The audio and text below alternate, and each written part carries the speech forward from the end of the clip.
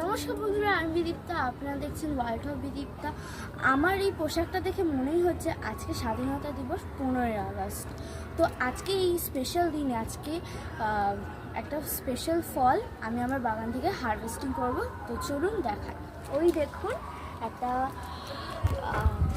Dragon fruit, কি সুন্দর পেকে গেছে দেখুন, লাল টকটকে একদম। আমি তো পারতে পারবো না, তাই আমার বাবাই পেরে দেবে।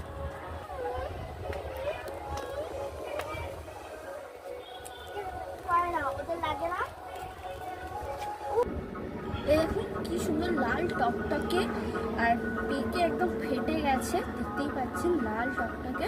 চলুন এটাকে এবার একটু খেয়ে দেখি কেমন।